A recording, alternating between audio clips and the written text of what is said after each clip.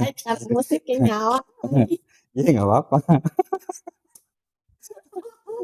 Ada hak-hak istri yang kemudian dibunuh lewat yang namanya pernikahan atau status sebagai istri.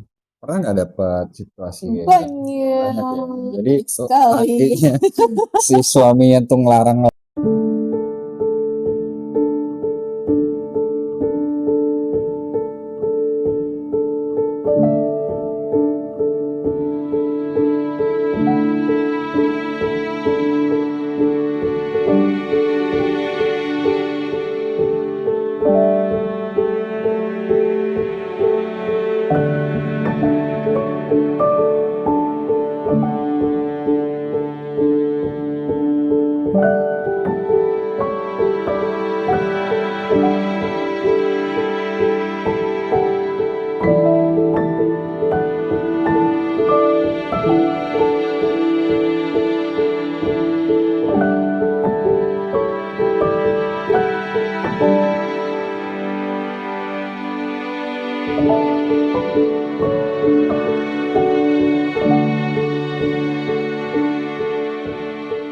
Saya kemarin gimana?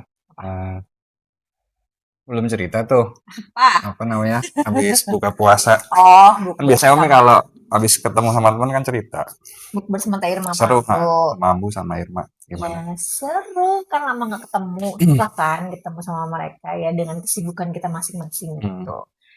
Ya udah, pokoknya ngobrol banyak hal sih, lebih ke tentang anak-anak masing-masing gitu kan, terus tentang kesibukannya masing-masing dan yang Sehat mereka. alhamdulillah sehat. Dan yang gak kalah penting bikin konten deh, Nonton ya, bisa kalau ketemu konten. bikin konten. Tapi pada sibuk ya, Ambu, Irma gitu pada sibuk. Ya, sibuk. Sebenarnya ya pengen ikut. Oh iya, Cuma dapat salam juga dari mereka. Waalaikumsalam warahmatullahi wabarakatuh. Salam balik ya sayang. Oke. Sebenarnya pengen ikut ngumpul sama Ambu sama Irma kayak gitu. Cuma ayah tuh sesungguhnya sedang memberi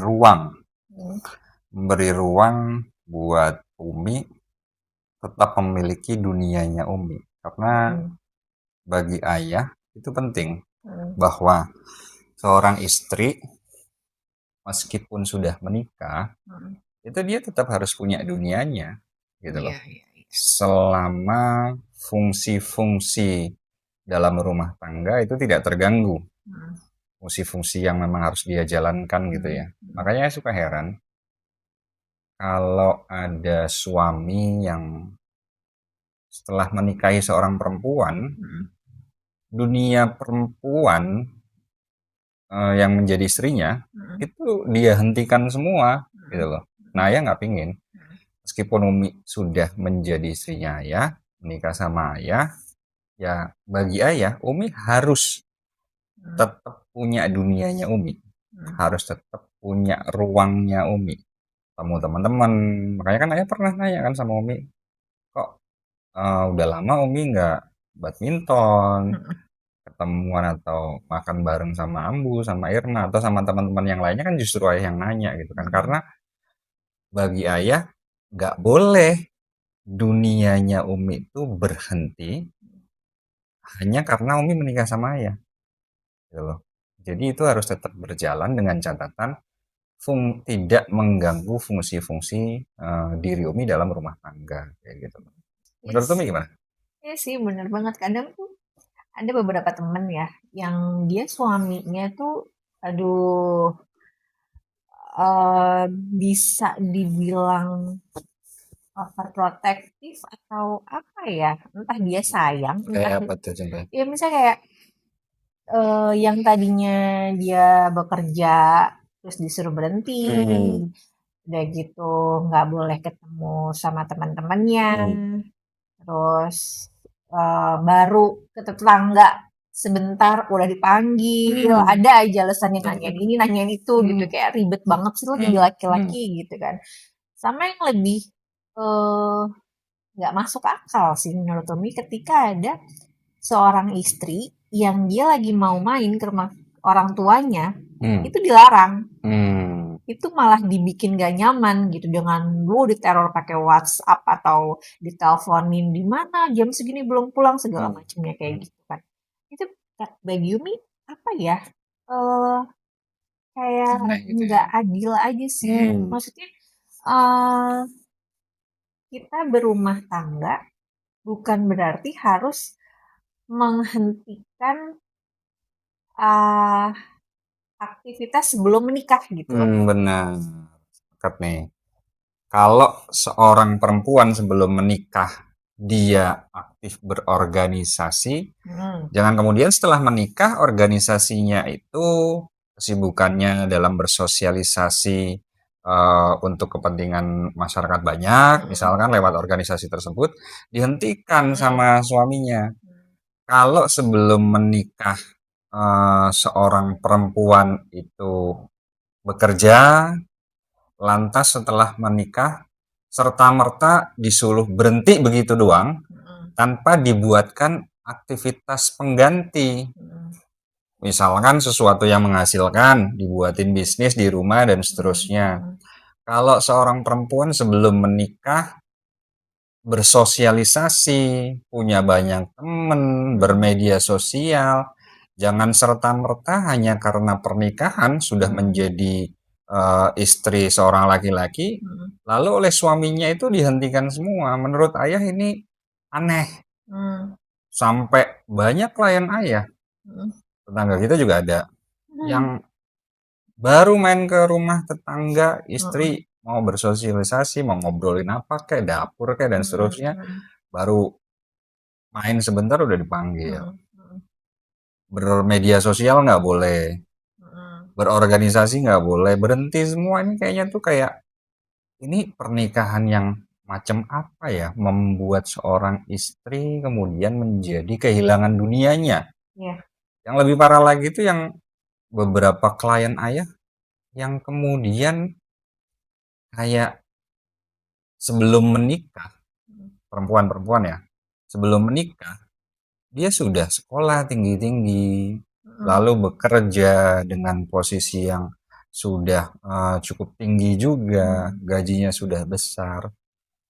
Hanya karena pernikahan oleh suaminya tanpa alasan yang masuk akal dan jelas, serta tanpa dibuatkan aktivitas pengganti yang menghasilkan, suruh berhenti.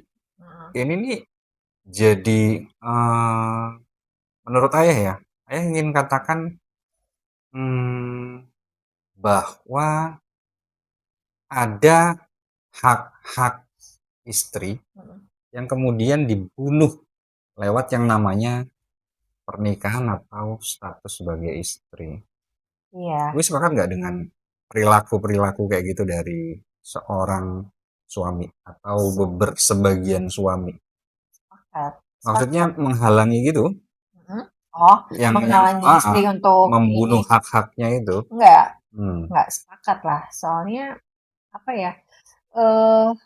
Kita kan makhluk sosial ya.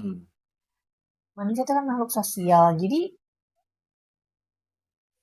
agak tidak seimbang akhirnya ketika waktunya bersosialisasi itu malah dihilangkan gitu, kayak dikontrol. Jadi kayak burung dalam sangkar nggak sih gitu. Mending kalau sangkar, ya mau itu sangkar emas kan, mau itu sangkar apalah itu gitu kan, tetap aja gitu kan, kayak aneh gitu, kasihan. Justru dengan perempuan dikasih ruang untuk dia bisa berkegiatan ya, kayak ketemu sama teman-temannya atau ketemu sama keluarganya gitu tanpa misalnya ditemani suami gitu kan, itu tuh bikin kita ngerasa tetap punya ruang lah gitu ya. Iya, ngerasa dimengerti gitu, ngerasa kita tetap menjadi manusia sebagaimana mestinya gitu kan. Cuman masalahnya kadang para suami yang kayak gitu tuh suka pakai dogma agama yang istri tuh harus nurut suami, kalau nggak nurut suami ntar masuk neraka, dosa inilah itulah kayak gitu. Dan akhirnya banyak juga yang ya udahlah gitu. Jadi merekanya stres. Nah, kalau mereka stres mau ngasih cinta ke anak-anak jadi kayak gimana? Karena kan tangkinya mereka juga kosong, nggak ada cinta gitu. Kalau nurut sama suami, ayah sepakat ya, tapi bukan berarti dogma bahwa harus nurut sama suami itu oleh sebagian suami digunakan untuk juga membunuh hak-hak atau ruang atau dunia si istri. Iya. Itu yang ayah nggak sepakat gitu loh. Iya, itu tadi yang kata Umi itu ya memang istilahnya surganya istri jadi suami gitu kan, suami imamnya. Cuman di sini kebanyakan laki-laki atau kebanyakan para suami, nggak semua ya, kebanyakan mereka tuh mengontrol si istri dengan dogma itu gitu loh. Jadi sementara mereka masih bisa ketemu sama teman-temannya mereka, masih bisa main game berjam-jam, nggak ngedengerin atau nggak nanya kabar, kamu gimana hari ini, anak-anak gimana, kamu sendiri gimana perasaannya hari ini, kamu happy nggak, kamu capek nggak atau apa, cuma ditanya itu aja sih. Sebenarnya itu tuh udah yang ngerasa dihargai sebagai istri ya, sebagai istri dan sebagai manusia sih. Yang lebih parah lagi dan ayah kerap dapati sebagian klien ayah itu, si istrinya itu dilarang begini begitu, dilarang kerja, dilarang bersosialisasi, nggak boleh main media sosial, nggak boleh, ya pokoknya banyak dilarangnya, termasuk dilarang menjumpai teman dan seterusnya. Tapi di luaran lakinya selingkuh. Itu. Pernah nggak dapat situasi kayak banyak ya? Jadi lakinya si suaminya tuh ngelarang-larang, istri nggak boleh begini nggak boleh begitu, ditambah lagi yang Umi bilang tadi pakai dogma gitu kan, nakut-nakutin istri kalau nggak nurut suami nggak masuk surga gitu. Tapi di luaran justru si suaminya black attack, selingkuh, banyak ya. Nah ini juga banyak banget dialamin sama klien-kliennya aja gitu. Dan itu kenapa ya kayak gitu? Laki-laki yang kayak gitu tuh kenapa sih? Apakah dia takut kebusukannya di luar sana ketahuan, atau dia takut istrinya itu digangguin karena dianya begitu, atau apa? Tapi kan kalau cinta nggak gitu deh. Kayaknya lebih ke kontrol ya, ingin menguasai hidup. Semua faktor sih menurut saya ya, ingin mengontrol, nggak pengen ketahuan juga, banyak faktor lah. Artinya memang itu harus dibedah lebih dalam lagi. Tapi saya pengen tahu deh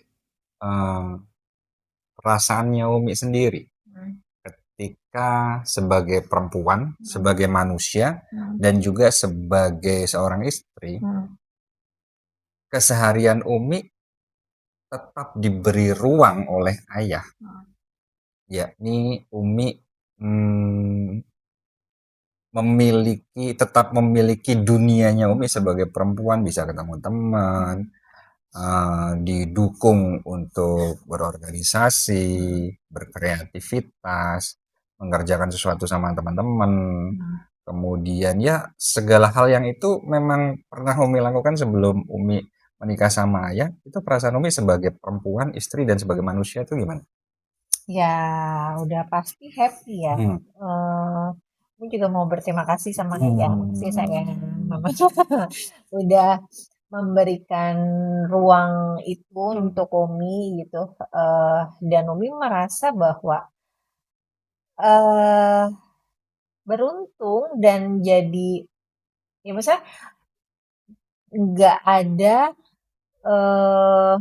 dalam diri Umi yang direnggut oleh ayah gitu atas pernikahan atau rumah tangga kita ini. Jadi kayak ya bersyukur terus happy, ayah ngasih ruang untuk Umi tetap melakukan kegiatan sebagaimana mestinya, ngedukung Umi berorganisasi, ketemu teman-teman, bahkan kalau misalnya Umi lama nggak ketemu teman-teman, ayah yang nanyain gitu kan. Terus udah gitu juga Umi malah sama ayah disuruh ya udah sana pergi keluar kota sama teman-teman liburan gitu kan. Tapi belum, udah sih udah pernah. Itu tuh sebenarnya ya ayah kasih ruang itu pun tetap yang namanya istri dan ibu ada aja kepikiran, aduh di rumah gimana ya, baik-baik aja tahu gimana ya. Cuman kan ayah selalu udah fokus di rumah baik-baik aja. Ya mas, apa namanya, ayah sama mas nggak kenapa-napa, masih bisa beli makan, mas juga sekolah lancar-lancar aja gitu. Itu ya bikin tenang sih. Kadang bagi sebagian perempuan yang mau meninggalkan keluarga untuk pergi berlibur tuh kayak ngerasa gue salah nggak ya, gue suami gue di rumah sementara gue happy happy sama teman gue, kayak takut eh nggak enak gitu. Padahal kan itu sebenarnya juga perlu gitu dilakukan sama perempuan terus sama istri seperti itu. Saya ingin ngomong bahwa kalau ayah pribadi ya, bagi ayah itu bukanlah sebuah kesalahan. Makanya ya pernah nanya kan ke Umi katanya sama Ambu sama Irma mau ke mana, keluar kota ke Bandung kayak gitu kan. Hal-hal semacam itu buat ayah kalau keluar negeri mah harus sama ayah ya. Karena kan aku fotografer dan videografer terbaikmu. Iya. Jadi Umi mau keluar kota sama teman-teman itu justru ayah dorong. Alasannya banyak. Satu yang paling Umi harus tahu, justru itu menjadi kebutuhannya ayah juga. Umi bersosialisasi, Umi main sama teman-teman. Pokoknya dengan catatan fungsi Umi di rumah tangga itu sorry, fungsi-fungsi Umi di rumah tangga nggak terganggu. Nah, Umi keluar kota, main sama teman-teman, itu justru menjadi kebutuhannya ayah. Ayah butuh Umi happy dengan dunianya Umi gitu loh. Makanya ayah benar-benar ngedorong. Alasan lainnya ya banyak lah. Umi harus punya pengalaman main ke kota ini, dan seterusnya. Dan lebih penting adalah ini.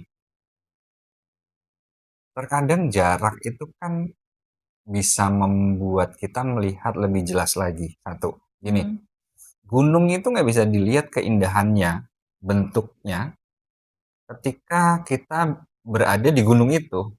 Saat kita daki gunung, kita nggak akan bisa melihat indahnya gunung, bentuknya gunung. Paham ya? Harus ada jarak supaya bisa melihat dengan jelas. Dengan Umi berjauhan sementara ketika keluar kota sama teman-teman, Umi akan bisa melihat rumah tangga ini dengan jelas lagi. Umi akan bisa melihat ayah lebih jelas lagi dari kejauhan gitu loh. Seperti apa ayah dan seterusnya lah. Pokoknya rumah tangga ini, terutama keberadaan ayah, itu bisa Umi amati dari kejauhan. Lalu dengan adanya jarak sementara ketika Umi pergi keluar kota, itu tuh potensi muncul rasa kangen dan seterusnya itu besar gitu loh. Jadi menjadi kebutuhan bagi ayah agar Umi tuh main sama teman-teman. Entah dalam kota, keluar kota, itu penting. Makanya ayah sampai sekarang tuh suka heran kalau ada laki-laki yang ngelarang-larang istrinya nggak boleh nge-gym, nggak boleh bersosialisasi teman-temannya. Lebih parah lagi, nggak boleh bekerja tanpa dibuatkan bisnis pengganti. Gaji istrinya sebelum menikah udah 15 juta, 20 juta. Tanpa alasan yang jelas dan tanpa dibuatkan bisnis pengganti. Ketika menyandang status istri, totalitas harus berhenti tanpa dibuatkan pengganti. Cuman karena lo istri gue, lo berhenti kerja. Ujung-ujungnya selingkuh, gak dinafkahin, dan seterusnya gitu loh. Dan karena termakan dogma juga mungkin ya harus nurut suami seperti yang Umi bilang tadi kan. Tanpa pikir panjang sebagian perempuan yang sudah menyandang status istri, ya berhenti kerja. Ini tuh kayak akhirnya pernikahan menjadi sesuatu yang ayah lihatnya kok kayak horor gitu nggak sih? Iya. Banyak hak-hak dan ruang-ruang istri yang kemudian hilang gitu loh. Makanya ayah justru seneng kalau Umi misalkan rutin ya punya agenda rutin sama teman-teman Umi luar kota misalkan, itu malah menjadi kebutuhannya ayah. Justru ayah bertanya-tanya kalau Umi kok nggak main sama teman-teman, ada Apa apa, nih? ya Kenapa kan? nih? Kenapa? Gitu. Terkadang ayah malah merasa gara-gara dia nikah sama gue jadi apa namanya, dunianya gue renggut kayak gitu loh. Nah ayah nggak mau kayak gitu. Ayah Iya akan sih emang. beneran. Enggak, Ayah enggak lah. kalau beneran kayak gitu tuh ayah jadi merasa bersalah. Makanya sampein aja sama teman-teman Umi bahwa Umi punya suami yang sangat mendukung segala aktivitas Umi yang itu pernah Umi lakukan sebelum menikah gitu loh. Oke, oke. Tidak akan ayah larang-larang. Cuman catatannya tadi, fungsi Umi dalam rumah tangga itu tidak terganggu gitu loh. Menurut Umi, kalau seorang perempuan yang sudah berstatus sebagai istri, lalu dunianya, ruangnya, hak-haknya semacam itu direnggut, itu bisa berpotensi membuat si perempuan itu nggak bahagia nggak sih menjalani rumah tangga? Ya pastinya lah. Hmm. Ya sekarang ya orang, siapa sih orang yang ingin yang menginginkan ketidakbebasan?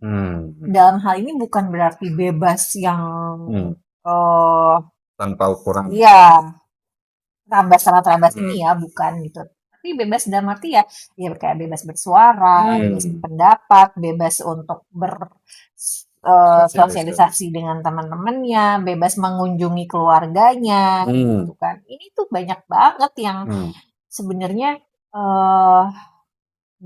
yang dilarang sama suaminya seperti itu tuh banyak banget. Nah, ini mau tanya sama ayah, kalau si perempuan atau si istri mengalami hal demikian, kalau Umi kan nggak mengalami itu ya, gitu. Alhamdulillah mendapatkan suami yang luar biasa. Itu apa yang harus dia lakukan? Bicara. Semua itu harus dikomunikasikan. Mana yang tidak nyaman bagi dirinya, omongin. Makanya kita punya deep talk ini kan tagline-nya semua bisa diobrolin. Obrolin, jangan diam. Sampaikan dengan tanpa intonasi tinggi, nyatakan apa yang menjadi haknya, yang harus tetap tegak, harus tetap ada, meskipun dirinya sudah berstatus sebagai istri. Tapi kalau si suaminya masih tetap kekeh ngotot gitu, nggak bisa. Kamu harus ikutin aturan saya, karena kamu istri saya. Perjuangin, jangan hanya diam, tetap. Caranya? Ya tadi diomongin, tetap tunjukkan bahwa fungsi dirinya sebagai istri tetap berjalan, kemudian hak-haknya pun tidak mati hanya karena statusnya sebagai istri. Secara ekstrim ayah pengen jawab labrak, tabrak, gitu loh. Jangan cuman iya. Misal nih kita kasih case ya, seorang istri yang tadinya seneng ngumpul-ngumpul sama teman-teman, kemudian tanpa alasan jelas totalitas itu dilarang kayak gitu. Jangan kemudian berhenti, terus lanjutin, tetap ngumpul sama teman-teman, supaya si suami ngerti bahwa fungsi dirinya sebagai istri tetap bisa dia lakukan, tetap berjalan, nggak terganggu, hanya oleh ketika dirinya berjumpa dengan teman-teman, gitu loh. Sekali mengiyakan, maka sama saja ya nyebutnya ya perlahan-lahan ke si istri ya, ke si perempuan yang semacam itu, sama saja lo sudah membunuh diri lo perlahan-lahan, gitu loh. Apalagi untuk hal-hal yang fundamental ya, kayak sesuatu yang menghasilkan gitu lah, membangun bisnis di rumah misalkan kayak gitu. Tidak sedikit para suami yang ngapain buat begitu-begituan, tapi di satu sisi nafkahnya juga aut-autan, nggak jelas gitu kan. Lalu si istrinya akhirnya menuruti, menghentikan usaha yang dia rintis, itu keliru. Harus bersuara dengan lantang, kalau perlu ditabrak larangan dari suami itu selama dirinya tetap bisa menjalankan fungsinya sebagai istri. Jangan malah kemudian usaha menghasilkan uang yang sedang dibangun itu dia hentikan, oleh si perempuan itu dihentikan hanya karena dogma harus nurut suami lah, inilah. Bukan cuma karena dogma sih, tapi karena kebanyakan kita, maksudnya kebanyakan perempuan atau para istri gitu ya, dia lebih tidak ingin ada konflik. Jadi akhirnya ya udahlah gitu. Daripada gue harus debat sama suami gue udah capek ngurusin anak, harus ditambahin debat hanya karena keinginan gue yang dia larang. Jadi gue nurut aja. Ya memang dibutuhkan kemampuan untuk berdebat, kemampuan untuk berargumentasi, kemampuan untuk menyuarakan yang memang harus dia suarakan. Nggak serta-merta gue malas debat dan seterusnya. Ya kalau udah malas kayak gitu kan berarti menunjukkan sekuat apa sih dirinya tetap ingin memiliki dunianya gitu. Berargumentasi aja, nggak apa-apa. Berargumentasi, berdebat itu kan nggak melulu harus dengan teriak-teriak, dengan ribut dan seterusnya. Sampaikan aja alasan-alasan logisnya gitu loh. Sehingga dengan tetap memiliki atau menegakkan hak-haknya, memiliki dunianya, memiliki ruangnya, seorang istri itu tetap happy menjalani rumah tangga gitu loh. Nggak yang kemudian gue setelah menikah jadi istri seorang laki-laki, jadi istri suaminya, kok dunia gue banyak yang hilang ya gitu loh. Ini kan aneh. Tapi lebih tepatnya yang aneh adalah ya suami-suami yang seperti itu, yang membunuh dunia, ruang, hak-hak istri hanya karena si perempuan itu telah menjadi istrinya. Ini apa ya kalau ayah sebut tuh ya. Tapi ya Umi jadi punya pikiran, maksudnya perspektif kayak gini ya, pandangan kayak gini. Nah oke lah, dari awalnya dari si laki-lakinya, dari si suaminya yang larang ini itu. Tapi ketika si istri tidak mampu apa namanya memperjuangkan haknya atau menjelaskan kebutuhan yang ada pada dirinya ke si suami,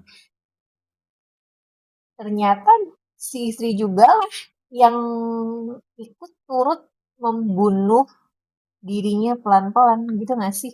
Iya, ini sejalan seperti yang ayah bilang tadi. Kalau misalkan cuman iya aja, totalitas nurut, kemudian tidak mau memperjuangkan hak-haknya sendiri, dunianya sendiri yang itu memang tetap harus ada dan tidak mengganggu fungsinya sebagai istri atau ibu di dalam rumah tangga. Ya tadi ayah bilang itu sama aja dia sedang membunuh dirinya sendiri. Iya benar-benar. Iya. Lama-lama rumah tangga bagi perempuan yang kayak gitu menjadi nggak happy. Rumah itu menjadi seperti ya udah neraka, penjara yang dia nggak betah di rumah. Nggak betah, dibetah-betahin. Iya. Terus alasannya demi anak. Iya, ujungnya memendam dan seterusnya. Ujungnya memendam. Sehingga ketika pas ada kesempatan main keluar tuh kayak gue merdeka, itu kan berarti nggak menjalani rumah tangga yang nggak sehat. Sekarang saya tanya, rumah tangga kita yang ini, rumah tangga yang Umi jalani, itu membuat Umi ingin selalu ada di rumah nggak? Maksudnya gini, ketika Umi keluar kota, ingin cepat-cepat pulang. Iya. Nah, harusnya tuh begitu, menjalani rumah tangga. Iya, betul. Begitu juga ayah. Ayah keluar itu pengen cepat-cepat pulang. Kadang juga Ayah kalau misalnya kebingungan, ini kenapa nggak keluar-keluar? Karena Umi ngerasa di dalam rumah sendiri pun, misalnya di rumah tangga ini, Umi udah mendapatkan itu semua gitu kan. Mau ngegosip, ada ayah dengerin gitu. Terus mau ngomongin apa, mau misalnya Umi mau joget-joget gitu di dalam rumah ini, Umi udah mendapatkan itu semua gitu. Beda hal, nggak mungkin lah Umi joget-joget di luar rumah gitu kan. Jadi eh yang dibuat nyaman gitu aja, tetap ya mungkin dari 1 sampai 10, 6, 6-nya lah Umi masih pengen ketemu sama teman-teman kayak gitu. Makanya gimana kalau yang di dalam rumahnya itu tidak mendapatkan yang tadi Umi sebutin itu. dilarang-larang. Dia udah nggak bebas di dalam rumahnya sendiri gitu kan, yang harusnya rumah itu tempat aman, tempat nyaman, tempat pulang, tapi nggak mendapatkan itu. Aduh, kebayang, ditambah lagi iya iya aja. Ya udahlah, itu yang namanya penyakit pasti suatu saat si tubuh lelah dan dia akan kuat juga gitu. Ya itu yang ayah bilang, akhirnya sebagian perempuan yang seperti itu tuh maksudnya adalah dibunuh dunianya oleh suami. Terlebih lagi si perempuan itu juga enggan dengan berbagai alasan untuk memperjuangkan hak-haknya, dunianya, ruangnya. Akhirnya menjalani rumah tangga itu yang nggak happy buat dia. Gitu loh. Rumah tangga yang happy, yang sehat, menurut versinya ada ayah adalah rumah tangga yang ketika Umi berada di luar, Umi ingin segera pulang. Iya, iya banget Gitu sih loh. itu. Iya, betul. Bukan serta-merta rumah tangga yang tercukupi materi, segala fasilitas ada. Akhirnya bukan seperti itu kan. Tapi rumah tangga yang Umi kalau berjauhan dari ayah, Umi ingin segera pulang. Tapi balik lagi, buat ayah sendiri kebutuhan ayah adalah Umi tetap harus memiliki dunianya Umi. Karena itu menjadi kebutuhan bagi ayah. Ayah happy kalau tahu Umi happy sama teman-teman. Ini adalah menurut ayah sebenarnya bisa menjadi bom waktu. Jadi ketika seorang perempuan sudah menjadi istri seseorang, lalu dia kehilangan atau dibunuh dunianya, ruangnya, hak-haknya. Itu bahaya banget. Tapi ada yang ini lebih berbahaya lagi, dan kalau hal tersebut tidak ada dalam sebuah rumah tangga, termasuk di diri istri, ini bisa mengguncang rumah tangga, bahkan bisa menghancurkan rumah tangga. Jadi kalau sebuah rumah tangga kehilangan hal tersebut, termasuk di diri istri, nggak ada hal itu, rumah tangga bisa goyah, kemudian hancur. Bukan tentang perselingkuhan, bukan tentang KDRT, tetapi hal-hal yang harus ada di keseharian. Keuangan? Bukan. Ini kita bahas kayak besok aja deh. Kayaknya kita udah ngantuk. Ya. Udah jam 12:30. Jadi besok kita akan bahas, ngobrolin hal-hal yang harus ada dalam rumah tangga. Karena kalau nggak ada di keseharian, itu lambat laun bisa membuat rumah tangga hancur. Oke? So, sekarang kita tidur dulu. Cium dulu. Tapi nggak hari ini? Ini Bu. Enggak.